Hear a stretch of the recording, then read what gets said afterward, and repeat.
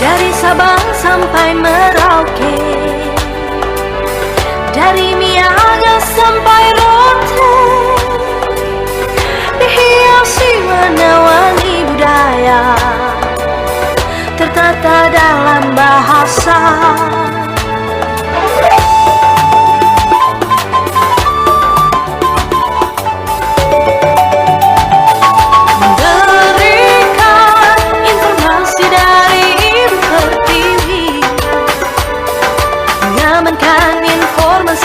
Perbatasan negeri, bangga menjadi anak negeri, menjaga kesatuan NKRI bersama RRI. Radio Republik Indonesia, radio publik milik bangsa.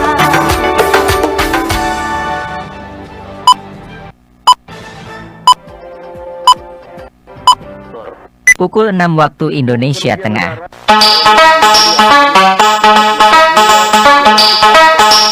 Sesaat lagi dapat saudara ikuti Warta Berita.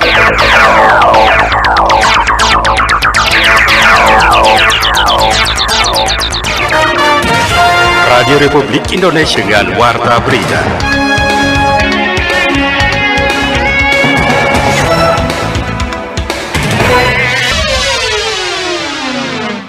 Bisa mencapai para akreditasi unggul ini.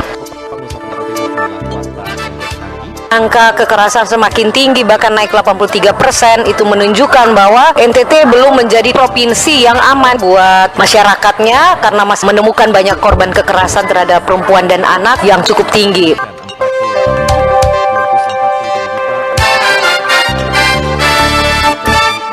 Pukulnya waktu Indonesia Tengah dari Rotendao, Nusa Tenggara Timur. Inilah Warta Berita NTT Pagi, Radio Republik Indonesia Rote, edisi Rabu 11 Januari 2023. Dan pendengar, dua informasi yang mengawali Warta Berita Pagi ini diantaranya SMA Negeri 1 Lobalain mendapat predikat akreditasi A unggul. Angka kekerasan terhadap perempuan di NTT masih cukup tinggi. Inilah Warta Berita Pagi selengkapnya bersama saya Dina Yulianti.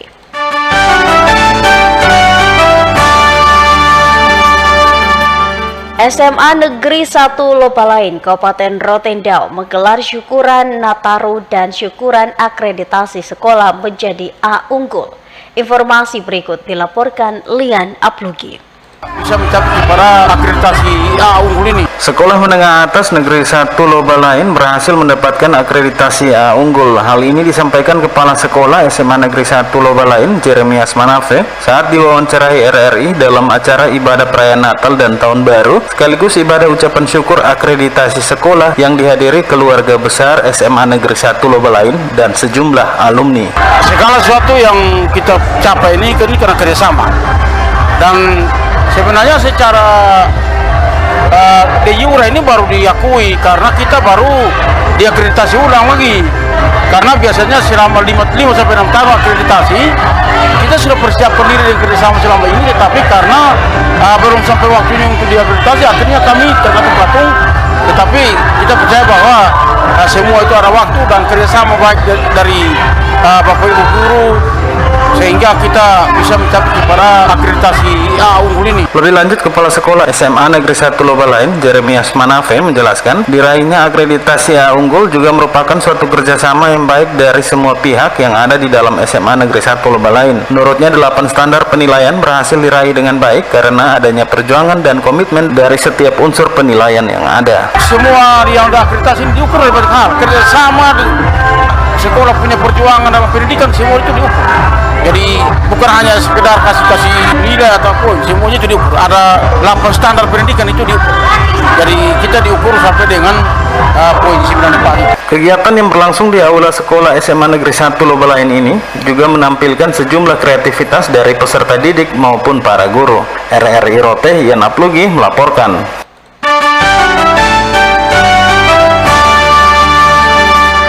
Pendengar, BMKG NTT memprediksi fenomena La Nina akan terjadi di wilayah NTT hingga Maret 2023. Meskipun kondisinya lemah, sementara puncak musim hujan akan terjadi di bulan Januari ini. Informasi selengkapnya dilaporkan Canda Sabah. Terkait dengan masalah kondisi lanina yang mungkin sudah 3 tahun ini bersemayam di kita gitu, kemungkinan di 2023 ini dia mengarah ke posisi netral.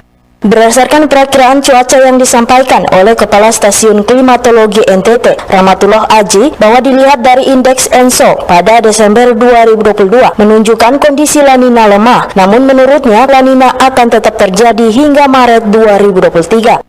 Terkait dengan masalah kondisi lanina yang mungkin sudah 3 tahun ini bersemayam di kita gitu, kemungkinan di 2023 ini cenderung kalau lihat dari grafik ini kan posisinya kondisi lanina kita lemah. Lanjut dari ke depannya ini secara umum adalah dia mengarah ke posisi netral arah yang lebih cenderung lemah atau moderat, tapi selama ini prediksinya adalah kondisi netral bulan-bulan awal-awal di tahun 2023 ini. Sementara itu untuk kondisi gelombang laut disampaikan Kepala Stasiun Maritim Tenak Kupang, Saiful Hadi, agar masyarakat terlebih dahulu memastikan informasi yang dikeluarkan oleh BMKG. Menurutnya, kondisi gelombang laut diperkirakan akan tenang pada bulan April pertengahan, Mei, dan awal Juli. Ada bulan-bulan tertentu yang kondisi cuacanya bagus, anginnya bagus, akhirnya gelombang juga bagus. Itu sekitar bulan April pertengahan, Mei, awal Juni. Itu laut tenang. Kemudian di bulan September akhir, Oktober, awal November tenang. Disampaikan BMKG NTT bahwa meskipun hampir keseluruhan wilayah NTT sudah memasuki musim hujan, namun ada beberapa wilayah yang masih mengalami hari tanpa hujan dengan kategori sangat pendek 6-10 hari, yaitu terjadi pada Kabupaten Ngada sekitar Bajawa, Kabupaten Sumba Timur sekitar Praiwitu, dan Kabupaten Timur Tengah Selatan sekitar Oebelo. RRI Kupang, Canda Sabah melaporkan.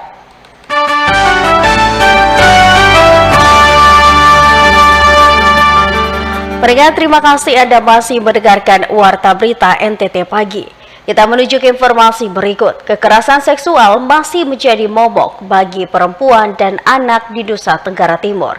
LBH Apik NTT membeberkan fakta riset media dan riset pengaduan kasus akan hal tersebut. Berikut laporan Relent Point.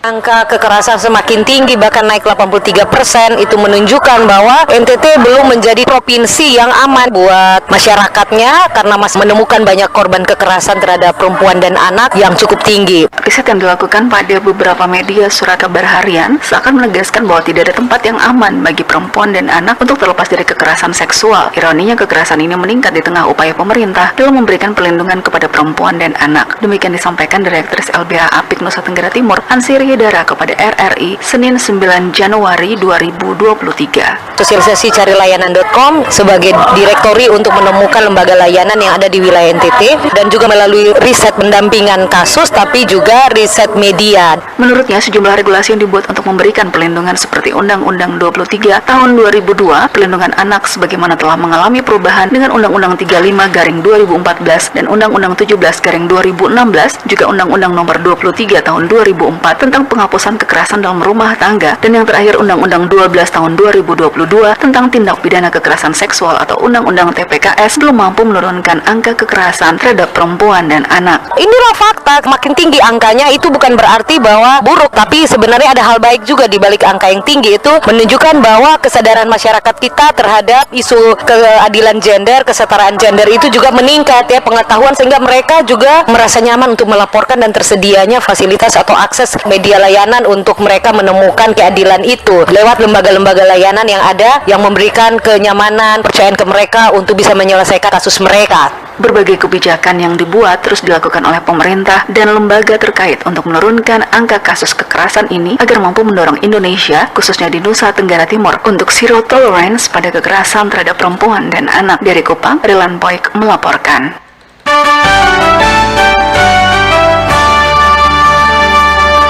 Pendengar, pemilu 2024 diharapkan akan lebih baik lagi dari pemilu sebelumnya. Berikut Harsono melaporkan. mulai terlibat pemilu di Kabupaten Kupang itu sejak tahun 2008, sehingga saya tahu betul apa yang terjadi dan bagaimana melakukan proses itu. Bahwa sejak tahun pemilu 2008 sampai dengan pemilu tahun 2019 atau kurang lebih 6 kali pemilu, semuanya berjalan dengan lancar, aman dan damai. Hal tersebut dikemukakan Ketua KPU Kabupaten Kupang Eliezer Lomirihi ketika melantik 120 orang anggota panitia pemilihan kecamatan PPK tingkat Kabupaten Kupang hasil perekutan Desember 2022 lalu. Diakui sejak diselenggarakan pemilu serentak sampai pemilu 2019 di Kabupaten Kupang berjalan dengan lancar, aman dan damai, sehingga untuk tahun 2024 mendatang akan lebih baik dengan dukungan semua pihak, baik pemerintah, penyelenggara dan masyarakat. Semua ini karena dukungan dari Bapak Ibu sekalian, dari pemerintah daerah, dari kepolisian, dari TNI, dari pers, dan terutama dari semua masyarakat Kabupaten Kupang dan juga dari tokoh agama. Melalui mimbar-mimbar agama, kami tahu bahwa suara-suara kepala itu selalu digaungkan untuk mewujudkan sebuah demokrasi yang penuh damai di wilayah Kabupaten Kupang. Hal senada dikemukakan Ketua Bawaslu Kabupaten Kupang Antoni Reo. Kesuksesan penyelenggaraan pemilu di pundak penyelenggara, sehingga para penyelenggara bila sudah bersinergi dan merapatkan koordinasi dengan semua pihak, penyelenggaraan pemilu akan berhasil dengan baik. Itu kita rapat sekali lagi bersinergi dan berkolaborasi. Itu saja. Kalau penyelenggara yang sudah satu, saya pikir pemilu akan jalan. Bawaslu dengan tugas pokok melakukan pengawasan sebelum terjadi pelanggaran, paling tidak harus dapat melakukan tindakan pencegahan sehingga pemilu 2024 akan tetap berjalan sesuai asas jurdil dan aman serta sukses. Dari Kupang, Harsono melaporkan.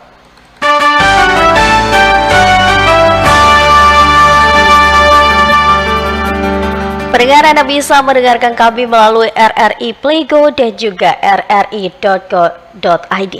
Dan pendengar, kita menuju ke informasi berikut.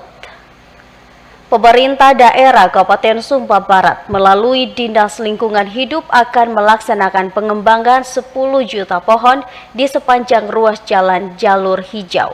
Laporan Jerry Lende. Hari Sejuta Pohon Nasional, memang kami tindak lanjuti untuk penanaman anakan 10 juta pohon, dan terkait dengan Hari Sejuta Pohon ini, memang kami lagi mempersiapkan untuk penanaman di tahun 2020. Peringatan Hari Sejuta Pohon Nasional yang jatuh setiap tanggal 10 Januari merupakan momentum bersejarah yang dapat dikenang dengan pelestarian lingkungan dengan melakukan pengembangan penanaman pohon guna untuk menjaga stabilitas iklim dan oksigen serta kondisivitas alam agar tetap terlestarikan. Pemerintah Kabupaten Sumba Barat melalui Dinas Lingkungan Hidup berwacana untuk melaksanakan penanaman 10 juta pohon produktif di sepanjang jalur hijau Kabupaten Sumba Barat yang terbentang luas dari arah utara sampai selatan. Selain itu juga, Dinas Lingkungan Hidup Kabupaten Sumba Barat berwacana pada tahun ini akan melaksanakan penghijauan dengan penanaman tanaman mangrove di sepanjang daerah pesisir pantai wilayah selatan Kabupaten Sumba Barat yang bertujuan untuk melestarikan lingkungan pesisir pantai dan melindungi keberlangsungan ekosistem yang berada di sekitaran wilayah pantai. Kepala Dinas Lingkungan Hidup Kabupaten Sumba Barat Melkianus Lede Ubulage SE mengatakan pihaknya akan menanam tanaman produktif jenis mangrove, mangga, jambu kristal, dan tanaman kelengkeng. Memang terkait dengan perayaan sejuta pohon dalam tahun ini, dalam bulan Januari, kita akan melakukan penanaman di beberapa tempat. Memang tanaman produktif yang sekarang kita dapat ini dari Kementerian Lingkungan Hidup, memang ini kita Pemda memang atas inisiatif Pemda juga untuk minta tanaman produktif dari Kementerian pada saat kegiatan rehabilitasi hutan di Karikan Dukuh Selatan yang lalu. Nah, ini dijawab oleh teman-teman dari Kementerian.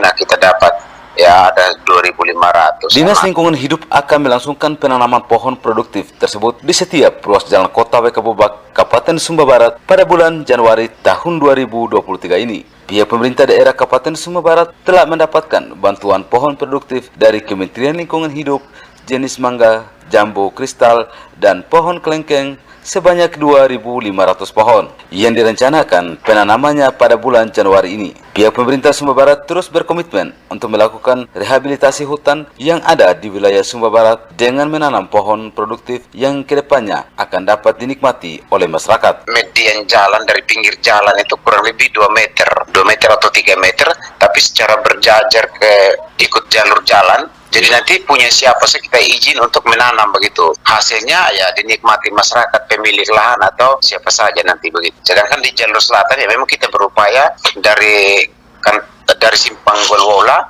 arah ke Lamboya, karena itu daerah pariwisata dan itu wilayah cenderung panas.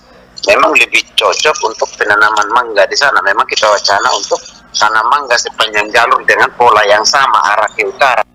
Lebih lanjut, Kadis Lingkungan Hidup Melkianus Umbulage mengatakan, dalam rangka pengembangan dan pelestarian lingkungan hidup di wilayah Kabupaten Sumba Barat, pemerintah daerah Kabupaten Sumba Barat bergandeng tangan dengan masyarakat untuk berkolaborasi menjaga kelestarian lingkungan dengan terus melakukan penanaman pohon pada lahan-lahan perkebunan milik masyarakat. Kadis Lingkungan Hidup Melkianus Umbulage menghimbau masyarakat untuk terus menanam pohon pada musim hujan dengan mengedepankan penanaman pohon produktif sehingga seketika dapat dinikmati hasilnya dan mewariskan oksigen yang sehat buat anak cucu pada masa yang akan datang. Dari Bumen Eru, RRI Sumba, Jirilende melaporkan.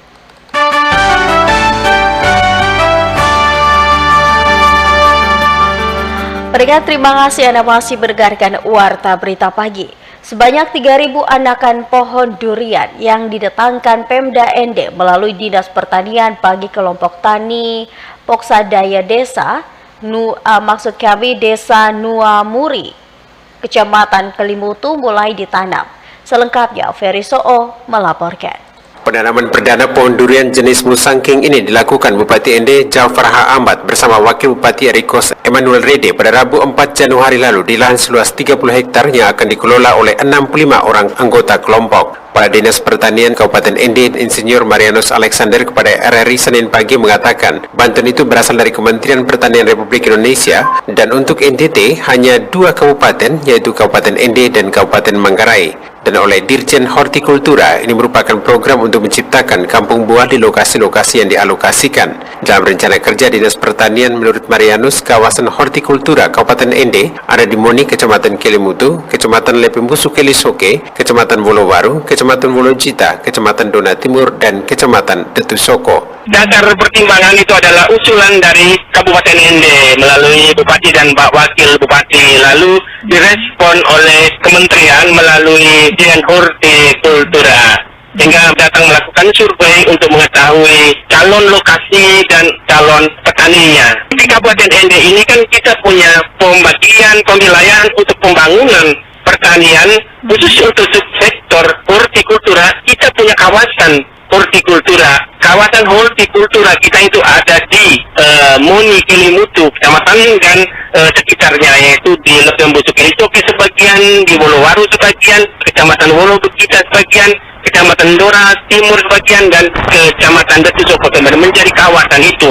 Kadis Marianus berharap anggota kelompok agar menjaga dan merawatnya dengan penuh tanggung jawab sehingga 3.000 anakan yang ditanam semuanya berhasil. Dalam budidayanya sampai pada hasilnya harus ada komunikasi yang baik antara petani, penyuluh lapangan, dan dinas sehingga dapat menghindari hal-hal yang tidak diinginkan. Tentunya di dalam budidayanya sampai pada nanti hasilnya itu selalu ada komunikasi dan informasi antara petani, penyuluh lapangan, BPP-nya, Balai Penyuluh Lapangan, dan dinas, sehingga kita bisa terhindar dari hal-hal yang kita tidak inginkan dan terkontrol selalu tanaman durian ini. Sementara Bupati Jafar berharap Desa Nuamuri Barat yang sudah dijadikan sebagai kampung buah dapat menyediakan lahannya secara baik hingga pada saatnya masyarakat yang datang dapat langsung menikmati buah-buahan di tempat, dan dengan cara ini akan mendongkrak perekonomian para petani. Pemerintah menurut Bupati Jafar tentunya akan mendukung dengan menyediakan infrastruktur penunjang pada sentra-sentra produksi. RRI ND Ferry Soo melaporkan.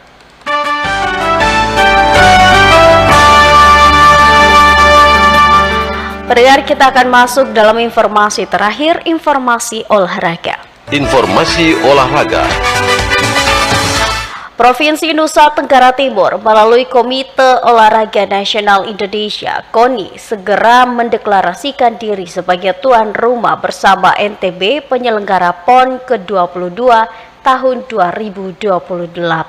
Selengkapnya, reporter Alotani melaporkan. Deklarasi ini salah satu syarat untuk kita bisa jadi tuan rumah. Ini sebuah prosesi yang memang harus ada di setiap provinsi yang menyatakan siap untuk jadi tuan rumah. Sekaligus deklarasi ini menjadi ajang untuk kita mulai dengan kerja-kerja sebagai tuan rumah. Deklarasi tuan rumah bersama NTT NTB menuju PON ke-22 tahun 2028 terungkap dalam rapat perdana yang digelar di Aula KONI NTT pada Senin 9 Januari 2023 dipimpin Ketua Panitia Dr. Ince DP Sayuna SH M Hum didampingi Wakil Ketua 1 George M Hajo SH, Sekretaris Lambertus Aratukan, serta dihadiri Ketua KONI NTT Joseph A Naisoi. Menurut Ketua Panitia Dr. Ince DP Sayuna, deklarasi tuan rumah PON merupakan salah satu syarat dan ingin memberitahukan kepada masyarakat Indonesia pada umumnya dan pemerintah bahwa Nusa Tenggara Timur dan Nusa Tenggara Barat sudah siap menjadi tuan rumah penyelenggara Pekan Olahraga Nasional ke-22 tahun 2028 mendatang. Deklarasi ini direncanakan dihadiri Menpora RI sesuai hasil komunikasi langsung maupun lisan per telepon bersama Ketua KONI NTT Joseph Naisoi. Beliau meminta supaya acara itu dilakukan semeriah mungkin untuk memberi pesan yang kuat kepada semua pihak bahwa memang NTT siap untuk menjadi tuan rumah. Pak Menteri mintanya outdoor, maka beliau minta kita itu mendesain outdoor, dan karena itu pilihlah stadion sebagai prioritas pertama untuk kita bisa menyelenggarakan acara itu. Ketua KONI NTT Joseph Naisoi juga mengutarakan mendeklarasikan diri sebagai tuan rumah PON merupakan salah satu cara dan strategi tepat untuk menyampaikan kepada masyarakat Indonesia maupun pemerintah bahwa NTT NTB sudah siap menyelenggarakan multi-event 4 tahunan bergengsi yakni Pekan Olahraga Nasional di Nusa Tenggara pada tahun 2028 mendatang. Menurut Pak Menteri, intinya adalah semua Indonesia ini tahu kita tuan rumah. Itu gaungnya deklarasi. Kita yang di NTT tidak hanya sekedar tahu, tapi kita mau menteri-menteri yang berkepentingan dengan PON itu mereka tahu dan mereka tergerak dan menggerakkan dan bergerak. Kalau ini tidak dideklarasi, adam-adam aja, waduh, ini kita bisa kelengar juga atau APBD sudah tidak ada lagi. Jadi kita mesti cari terobosan. Jadi salah satu terobosan adalah dengan deklarasi itu. Deklarasi tuan rumah bersama NTT NTB menuju PON ke-22 tahun 2028 direncanakan berlangsung pada Maret 2023 di Stadion OEP Kupang. Ketua Seksi Acara Priscilla C. Pereira dan Wakil Ketua Donatus Arakian pada rapat tersebut telah memaparkan desain acaranya dan direncanakan harus meriah dan akbar sebagai bukti bahwa NTT siap menjadi tuan rumah PON ke-22 tahun 2028. Tagline yang diusung adalah Kitong Bisa, sedangkan temanya adalah Membangun Peradaban Nusantara dari Nusa Tenggara. RRI Kupang, Alotani melaporkan.